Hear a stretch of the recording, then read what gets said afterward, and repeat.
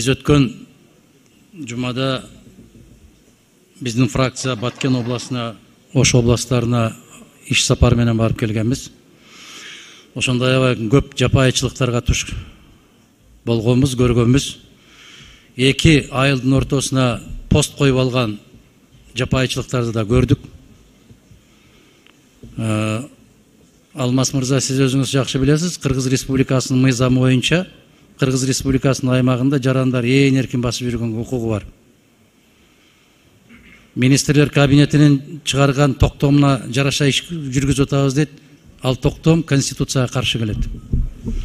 Жазгы талаа жумуштары башталып атканда дыйкандардын канын ичип, Лейлек районунда ошол сүлүктү менен Лейлектин ортосунда, айылдардын ортосунда постторду коюп алып, баягы өзгөчө кырдаал киргизгенден 5 беттер болуп, бетондорду киргизип алып, Алмаз мырза, мен сизге кайрылып атам. Мына ошол коопсуздук кызматы кандай качып жүргөнүн көрдүңөр өзүңөр. Бул маскара, бул уят. Бул цивилизациялуу өлкө болсо, аябай чоң маскарачылыкка алып келиш керек эле, бирок эч кайсы жагынан дың деген жок.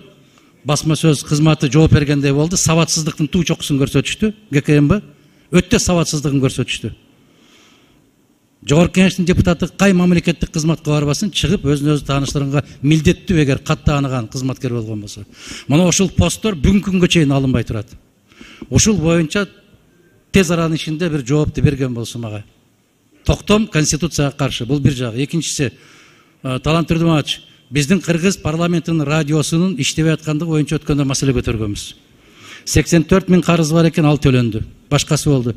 Эмнегедир эфирге чыкпай атат. Радионун мага кажети жок, бирок ошол жерде кыскартып салдыңар, 3-өө гана калды. 10 секунд. Ошол 3-өөнүн дагы иштешине шарт түзүлбөй атыптыр да. Биз сурандык эле, сизге да катчы бергенбиз. Күн тартибине киргизиңиз ушул маселени. Жогорку Кеңештин чечими менен бир чечимге келели.